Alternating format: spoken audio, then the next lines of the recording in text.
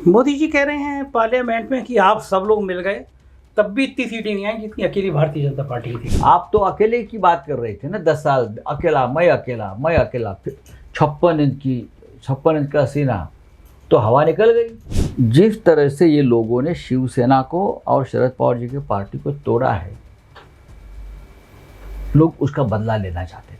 विधानसभा में आपने एक बात कही कि चेहरा उद्धव होना चाहिए, लेकिन इस बात को लेकर कहा जा रहा है कि शरद जी और कांग्रेस दोनों राजी नहीं है कि कोई फेस हो यहाँ पे महाराष्ट्र में। मैंने बार बार कहा कि अगर राहुल गांधी प्रधानमंत्री पद का नाम घोषित होता तो और 25 सीटें बढ़ती। अच्छा, आपको लगता है कि राहुल गांधी का नाम डिक्लेयर हो जाना चाहिए था पहले? डेफिनेटली। कांग्रेस के नेतृत्व तो आपकी इस मांग पे सहमत हो जाएगा कि उद्धव जी फेस रहे हैं? महाराष्ट्र का ऐसा कौन सा स्थानीय मुद्दा था जिसने बहुत नुकसान पहुंचाया बीजेपी को? विधानसभा में भी वो नुकसान पहुंच सकता है। मुंबई में नुकसान पहुंचाया। इस मिट्टी में सब कुछ चलता है, लेकिन कपट नीति नहीं चलती। आप गुजरात से तक नाराज रहते हैं, हमेशा गुजरात पे आपके हमले लगातार होते रहते हैं गुजरात पे। अब बढ़ेंगे हमले, लेकिन अभी पूरे 5 साल सरकार चलेगी और नहीं चलेगी। फिर सब मजे में भैया, मंत्री बने हुए, कोई मजे में नहीं है, कैबिनेट मिनिस्टर बने। अरे भाई, मोदी के लोग मजे में नहीं है तो वो क्या मजे में रहेंगे? आप इतने सुलझे हुए हैं, आप सबको साथ रखने की बात करते हैं, तो फिर उद्धव जी और राज ठाकरे क्यों नहीं साथ आ जाते? नमस्कार, मैं हूं संजय शर्मा, आप देख रहे हैं 4PM न्यूज़ नेटवर्क। एक ऐतिहासिक जगह पे बैठा हूं। ये जो ऑफिस है ये कभी बाला साहब ठाकरे का ऑफिस हुआ करता था। सामना के दफ्तर में हूँ और आज जिन मेहमान के साथ मैं बात कराने जा रहा हूँ आपकी, बाला साहब के साथ उन्होंने स्कूलिंग के बाद से उन्होंने ज्वाइन किया और पूरी ज़िंदगी एक तरह से मैं कहूँ कि बाला साहब को समर्पित कर दी। पिक्चर भी बनाई थी बहुत अच्छी उन्होंने, आप समझ गए होंगे मैं सांसद संजय राउत जी की बात कर रहा हूँ। बहुत बहुत शुक्रिया संजय जी। आज तो मुझे अच्छा लगा कि मैं आज एक ऐसे ऐतिहासिक दफ्तर में बैठा हूँ। ये कुर्सी जहाँ पे बाला साहब बैठा करते थे, मुंबई की नई दिशा दी और आपने मुझे बहुत बड़ा पाव भी खिलाया है। राजनीति की बात शुरुआत करूँगा मैं। कुछ महीने बाद ही चुनाव होने हैं महाराष्ट्र में और भारतीय जनता पार्टी को लग रहा है कि जो लोकसभा चुनाव में शिकस्त मिली है उसकी भरपाई की जाए विधानसभा चुनाव में। कितनी तैयारी है इस समय आप लोगों की और क्या लगता है क्या भविष्य रहेगा विधानसभा चुनाव का? देखो, आप जो बात करते हो, महाराष्ट्र एक ऐसा राज्य है इस देश में जो हमेशा जागरूक रहता है। भारतीय जनता पार्टी ने यहाँ की जनता पर कुछ साल तक राज किया क्योंकि शिवसेना उनके साथ थी, बाला साहब ठाकरे उनके साथ थे। खास करके ये महाराष्ट्र में बीजेपी को कौन पहचानता था? बाला साहब ठाकरे ने उनको बनाया। यहाँ बाला साहब ठाकरे थे जिसने बीजेपी में गांव-गांव में कोई पोस्टर लगाने को आदमी नहीं मिल रहे थे। शिवसेना को कहा बाला साहब ने, ये हमारे विचारधारा के लोग हैं,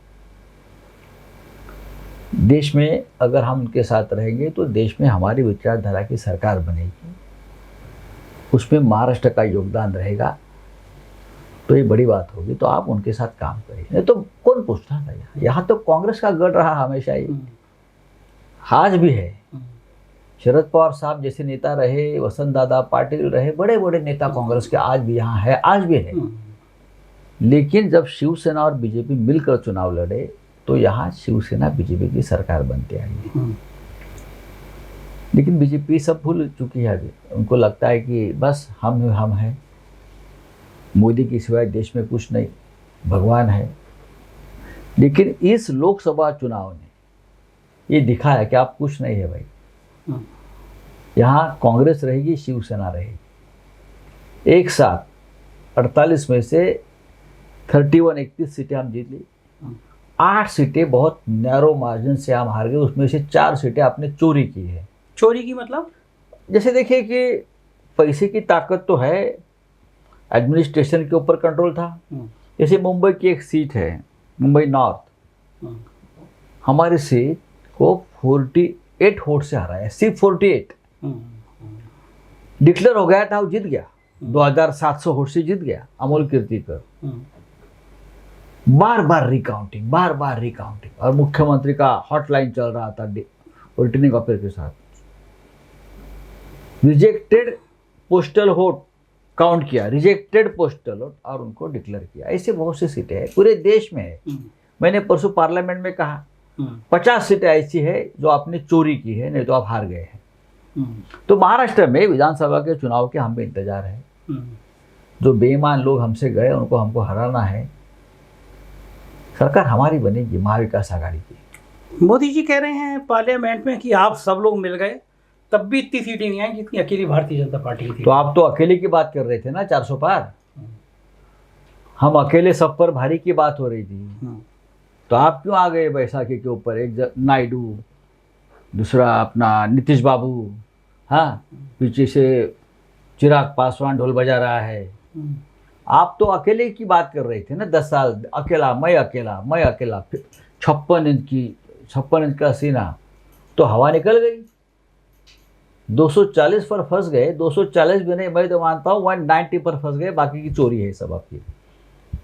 विधानसभा चुनाव में पूरी ताकत कर रहे हैं देवेंद्र फडणवीस, पूरी जान लगा। देवेंद्र फडणवीस का चेहरा देखो, जैसे लोकसभा में लोगों ने मोदी को नकारा है। ये मोदी की हार है व्यक्तिगत, ये मोदी जी की हार है व्यक्तिगत, शाह जी की हार है व्यक्तिगत। बीजेपी है ही नहीं उसमें। लोगों ने मोदी जी को हराया है।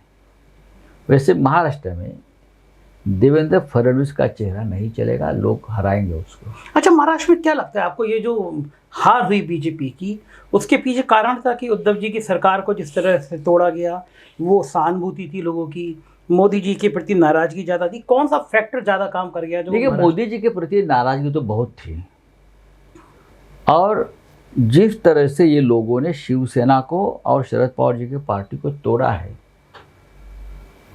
लोग उसका बदला लेना चाहते थे। ये दोनों पार्टी, देखिए शरद पवार साहब के साथ हमारे हमेशा मतभेद रहे लेकिन शरद पवार इस राज्य के सबसे बड़े नेता है। हमेशा इस महाराष्ट्र की राजनीति में उनका एक कद रहा है। अपने ताकत पर लड़ते आए हैं, अपने ताकत पर जीते हैं। किसानों के नेता है और अपनी मेहनत से पार्टी बनाई है। कोई उधार की पार्टी नहीं है उनकी, अपने नाम पर पार्टी बनाई, अपने नाम पर पार्टी। बाला साहेब ठाकरे की पार्टी उधार की पार्टी नहीं है, अपने नाम पर अपनी विचारधारा को लेकर पार्टी बनाई। 50 साल तक पार्टी चला रहे हैं आप उस और दोनों ये पार्टियां है, ये प्रादेशिक अस्मिता, राज्य की अस्मिता से जुड़ी हुई पार्टी है। हाँ, नेशनल पार्टी नहीं है, लेकिन हमारी पार्टी है। यहाँ के जो भूमिपुत्र है उनको लगता है ये हमारी आवाज़ है। ये दोनों पार्टी, बाला साहब और शरद पवार की पार्टी, आपने उनको इसलिए तोड़ा क्योंकि आप, ये दोनों पार्टियां आपके सामने झुकने को तैयार नहीं है। आपके झूठ के सामने झुकने को तैयार नहीं है, तो अपने पार्टी को तोड़ दिया। ठीक है, पार्टी तोड़ दिया आपने, कुछ हमारे एमएलए तोड़ दिए हैं, सांसद तोड़ दिए। सांसदों को तो हमने हरा दिया, हरा दिया। मुंबई में उनका एक भी सांसद चुनकर नहीं आया है। जो चले गए उनके साथ हम खड़े थे। तो विधानसभा में भी यही होगा। अभी विधानसभा में आपने एक बात कही कि चेहरा उद्धव होना चाहिए, लेकिन इस बात को लेकर कहा जा रहा है कि शरद जी और कांग्रेस दोनों राजी नहीं है कि कोई फेस हो यहाँ पे महाराष्ट्र में। जब महाविकास आघाड़ी की सरकार बनी थी 2019 में, हमारी सरकार बनी थी अचानक, तब भी वैसा कोई फेस नहीं था। बीजेपी ने हमारे साथ बेईमानी की थी। जो शब्द दिया था कि आपका मुख्यमंत्री बनेगा, नहीं बनाया। तो उससे एक फ्रंट बन गया महाविकास आघाड़ी, जिसमें शरद पवार की पार्टी, कांग्रेस साहब की पार्टी, हमारी पार्टी। तब एक ही फेस सामने आया कि हम किसको मुख्यमंत्री बना सकते हैं जो इस राज्य को मान्य होगा। तो सभी ने कहा उद्धव ठाकरे। उद्धव ठाकरे उस वक्त मुख्यमंत्री पद लेने को तैयार नहीं थे। हमने सबने बनाया उनको, और वो चेहरा चल गया स्टेट में, देश में। आज भी लोग याद करते हैं कि उनकी जो प्रशासन रहा, काम रहा, वो पूरे देश में कोरोना काल में बेहतरीन रहा। उसने ना जात देखी ना धर्म देखा किसी का, सबको मदद की। इसलिए तो इस बार देखा होगा सभी जातीय धर्म के लोगों ने शिवसेना को वोट किया, महाविकास आघाड़ी को वोट किया उद्धव ठाकरे की वजह से। तो एक ऐसा हमें लगता है, जैसे मैंने बार बार कहा कि अगर राहुल गांधी प्रधानमंत्री पद का नाम घोषित होता तो और 25 सीटें बढ़ती। अच्छा, आपको लगता है कि राहुल गांधी का नाम डिक्लेयर हो जाना चाहिए था पहले? डेफिनेटली, हमने कहा था ये मीटिंग में कहा था आपने इंडिया में। हाँ, चेहरा चाहिए। आप चेहरे के सिवा कैसे जा सकते हो कि ये हमारा नेता है, ये हमारा प्रधानमंत्री बनने वाला है, हम उसको वोट करेंगे। कांग्रेस के नेतृत्व तो आपकी इस मांग पे सहमत हो जाएगा कि उद्धव जी फेस रहे हैं? ठीक है, कोई दिल्ली का कोई सवाल नहीं है, चाहे राहुल जी हो, सोनिया जी हो या और नेता हो, उसके ऊपर चर्चा होगी। अभी तक चर्चा शुरू नहीं हो गई है। अगर देखिए नहीं होती सहमति, फिर भी हम तो एक साथ लड़ेंगे और लोग तो उद्धव ठाकरे को ही वोट देंगे ज़्यादा से ज़्यादा। शरद पवार साहब का एक अपना गढ़ है वेस्टर्न महाराष्ट्र, वहाँ वोट मिलेगा हमको। तो आप इस बात से सहमत हैं कि अगर उद्धव जी को फेस नहीं बनाया गया तब भी महाविकास अघाड़ी लोगों के दिल में उद्धव ठाकरे जी का फेस है, हमें मालूम है। महाराष्ट्र की जनता के मन में आज भी ठाकरे परिवार के प्रति वो जो आदर और श्रद्धा है वो हमेशा रहेगी। महाराष्ट्र का ऐसा कौन सा स्थानीय मुद्दा था जिसने बहुत नुकसान पहुंचाया बीजेपी को? विधानसभा में भी वो नुकसान पहुंच सकता है। मुंबई में नुकसान पहुंचाया, वेस्टर्न महाराष्ट्र में नुकसान पहुंचाया, मराठवाड़ा पूरी तरह से हार गए। कहाँ है बीजेपी? कौन सा बड़ा मुद्दा था, स्थानीय मुद्दा कौन सा बड़ा था राष्ट्रीय के अलावा? देखिए, लोग फडणवीस को नहीं चाहते। यहाँ इस मिट्टी में सब कुछ चलता है, लेकिन कपट नीति नहीं चलती, धोखा नहीं चलता है ना, धोखे की बात नहीं चलती, ढोंग नहीं चलता। ये संतों की, शिवाजी महाराज की भूमि है, आपको मालूम होगा। यहाँ औरंगजेब नहीं पैदा हो गया, औरंगजेब गुजरात में पैदा हो गया। आप गुजरात से तक नाराज रहते हैं, हमेशा गुजरात पे आपके हमले लगातार होते रहते हैं। गुजरात पे अब बढ़ेंगे हमले, गुजरात पे और हमले बढ़ेंगे। जी हाँ, क्यों? पूरे देश में ये त्रासदी है गुजरात की ये दो नेताओं की वजह से, मतलब शाह और मोदी। ये तो व्यापारी लोग हैं, व्यापार करते थे, लेकिन जिस तरह से मोदी जी और शाह जी ने पूरे गुजरात को पूरे देश पर थोपने का काम किया है। पश्चिम बंगाल में बीजेपी क्यों हार गई? गुजरात की वजह से हार गई। वहाँ का मुद्दा ही था ना, क्या यहाँ भी गुजराती आकर सब कुछ खा रहे हैं। अब जाकर देखिए वाराणसी में मोदी जी हारते हारते बच गए। वाराणसी का हर ठेका छोटा बड़ा गुजराती के पास है। अब जाकर देखिए, अयोध्या में जाकर देखिए, ये देश में एक विविधता है। सभी प्रांतों को, सभी भाषाओं को वही सम्मान सभी लोगों को मिलना चाहिए। हाँ, ये तो है मुद्दा। मैं यूपी में देखता हूँ कि सारे बड़े ठेकों में कहीं ना कहीं गुजरात, बल्कि मैं तो अपने शो में कई बार कहता हूँ, सारे नहीं सभी, मैं कई बार अपने शो में कहता भी हूँ कि क्या और देश प्रांतों के लोगों को पेट भरने का अधिकार नहीं, पैसा कमाने का अधिकार नहीं? सबको है ना। अब मुंबई में इतने लोग बाहर से आते हैं, सब अपने खा पी के मस्त है ना।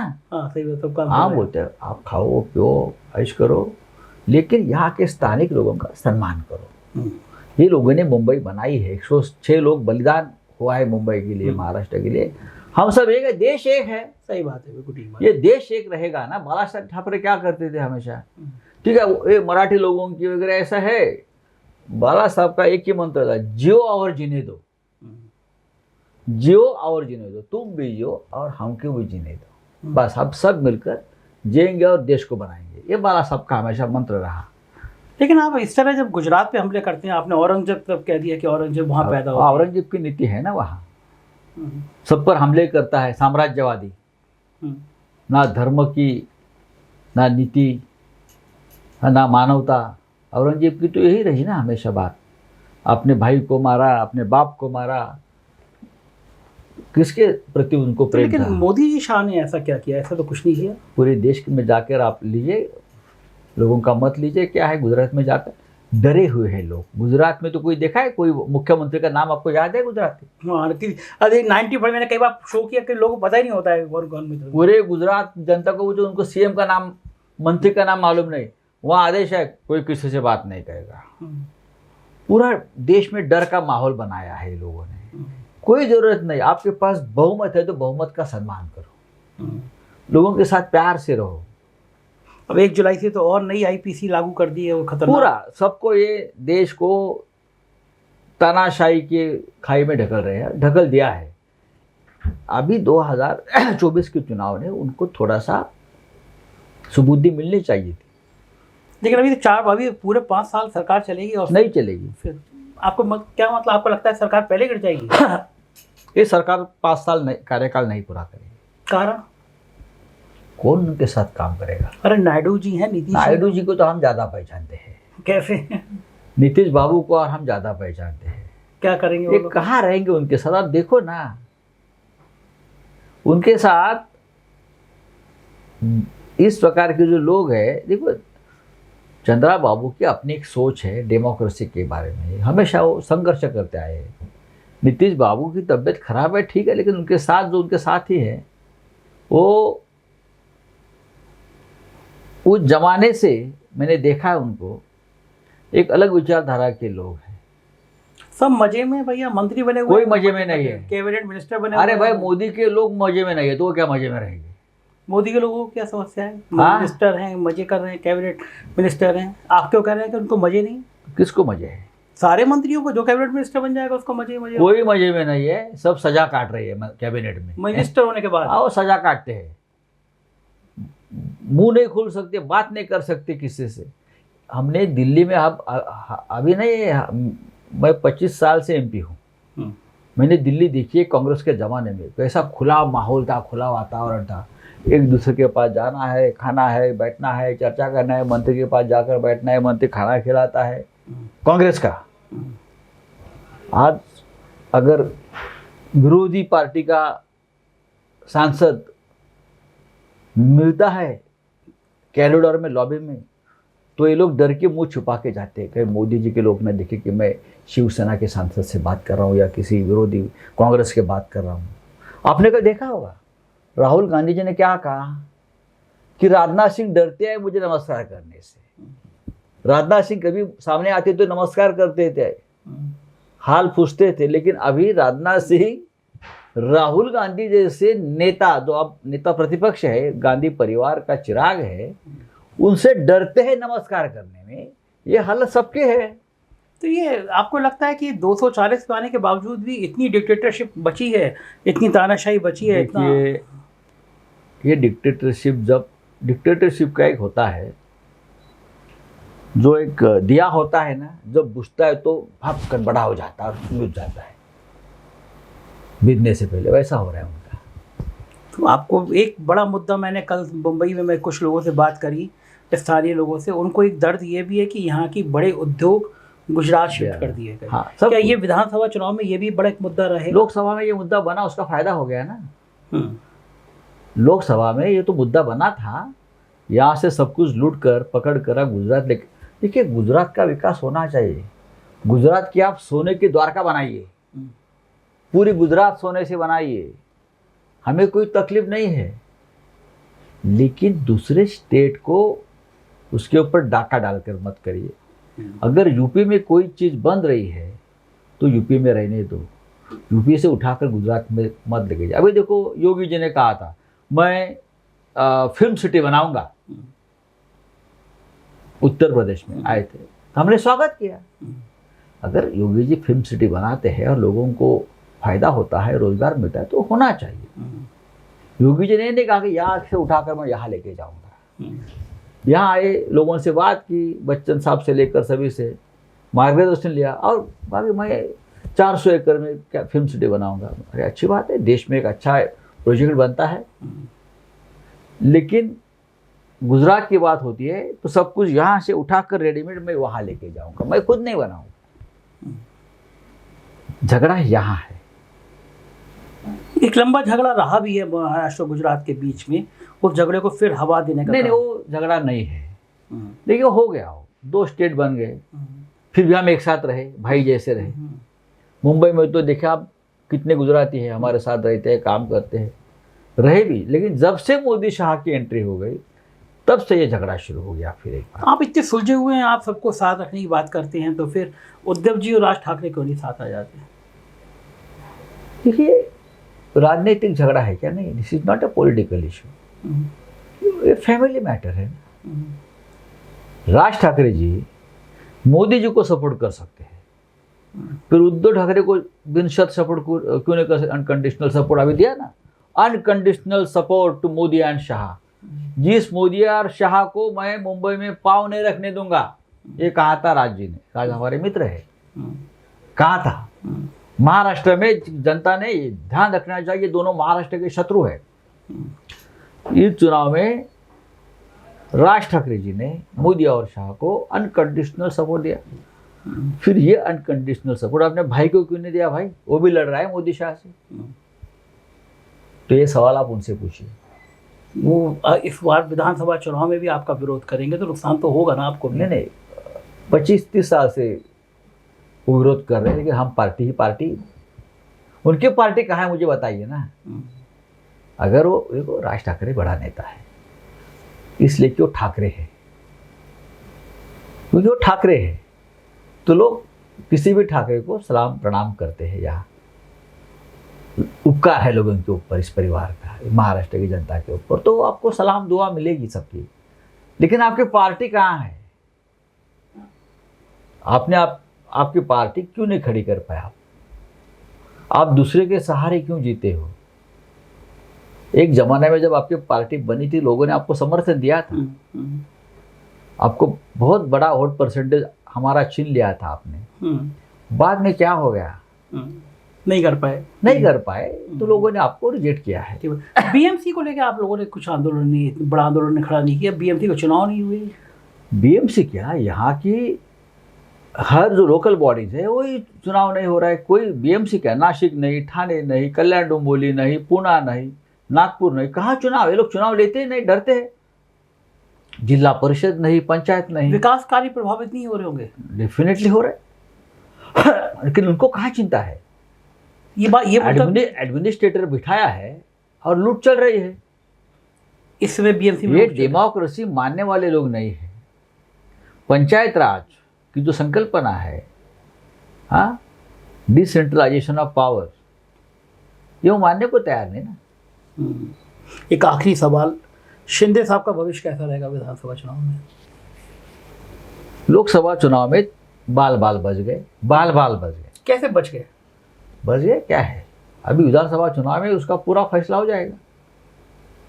कुछ सीटें निकाल ली लोकसभा की बीजेपी के सहारे। बीजेपी का वोट शेयर ट्रांसफर हो गया उनको पूरी तरह से। बीजेपी की जीत है वो, बेसिकली उनके पास वोट नहीं है। शिवसेना के वोट शिवसेना के पास आ गए। शिंदे कोई इतना बड़ा जननायक नहीं है। जो बाला साहब ठाकरे की विरासत को आगे लेकर जाए। चूक कैसे गए आप अपने आदमी को पहचानने में? शिवसेना के साथ थे वो। देखिए, वो चूक नहीं, वो आदमी डर गया। ईडी सीबीआई से डरने वाले चूकते नहीं, वो डर के भागते। डरे, आपको उन्होंने जेल भेज दिया? हम नहीं डरे। हम बाला साहब ठाकरे के साथ मेरी पूरी जिंदगी गई। जहाँ आप बैठते वहाँ उस जगह पे बाला साहब ठाकरे बैठते थे। मेरा बचपन, मेरी जिंदगी, मेरा परिवार सब उनके साथ समर्पित है। हम क्यों डरे? आपको डर नहीं लगता दोबारा ऐसा तीखा बोलना है? ईडी तो अभी भी काम आने दो ना। विधानसभा चुनाव से पहले क्या उखड़ेगी मेरी? एक बार जेल जाकर आया हूँ, वापस डालना हिम्मत है तो डाल दीजिए। चुनाव से पहले डाल सकते? डालने दो ना। और क्या कर सकते? डर नहीं लगता आपको? नहीं, मैं कभी जिंदगी में डरा नहीं। करेंगे ऐसा ये लोग चुनाव से पहले? अब नहीं करेंगे। नवाब मलिक उधर दिखाई दिए थे। देखिए, मलिक साहब भी डरे नहीं थे बेचारे, उनकी तबीयत बहुत खराब है। नवाब मलिक की केस पूरी तरह से बोगस झूठे है, मुझे मालूम है सबके। देखिए, संजय सिंह का केस, कोर्ट ने क्या कहा? केस बनता ही नहीं मनी लॉन्ड्रिंग का। हेमंत सोरेन का केस, हाई कोर्ट ने क्या कहा? अरे उनका केस ही नहीं बनता है। अरविंद केजरीवाल जो ईडी कोर्ट है, कहा केस ही बनता नहीं। संजय राउत, केस बनता नहीं है। और अनिल देशमुख गृह मंत्री, कोर्ट ने कहा, हाई कोर्ट ने, सुप्रीम कोर्ट ने कहा है केस बनता नहीं। केस किसी के ऊपर नहीं बन रहा है, ये लोग बना रहे हैं जोर जबरदस्ती से। कितने दिन हमको अंदर रखेंगे? ये भी आपातकाल ही है, मैं समझ लेता हूँ। आपातकाल के नाम से अभी भी आप बम मारते हो ना। 50 साल हो गया, तो आप क्या कर रहे हो? आप तो आपातकाल के बाप हो। आप मानते हैं समय देश में इमरजेंसी है? घोषित हो तो मैं मान लेता हूँ, ये अघोषित है। अघोषित है। इंदिरा जी की तो घोषित रही। इंदिरा जी ने इमरजेंसी क्यों लगाई मुझे मालूम है ना। हम उम्र में छोटे थे लेकिन एक्टिव थे। रामलीला मैदान से आवाज़ उठी थी, हमारे देश के जवानों को विद्रोह की, आप विद्रोह करो सरकार के खिलाफ, देश के खिलाफ, जवानों को कहा गया। हाँ, ये अराजकता फैलने वाली बात थी। पुलिस फोर्स को कहा गया कि सरकार के आदेश मत मानो। उस वक्त अगर अटल बिहारी वाजपेयी प्रधानमंत्री होते तब भी आपातकाल लगाते। तो आप उस समय के आपातकाल को सही ठहरा रहे हैं। बाला साहब ठाकरे ने पूरा समर्थन दिया था। आपको मालूम नहीं होगा, ये जो आपातकाल की बात करते हैं, बाला साहब ठाकरे जी ने इंदिरा गांधी को पूरा खुला समर्थन दिया था और आपातकाल को समर्थन किया था। इस प्रकार की भाषा देश में नहीं चलेगी विद्रोह की। और ये लोग बाला साहब ठाकरे के फोटो लगा के वोट मांग रहे हैं।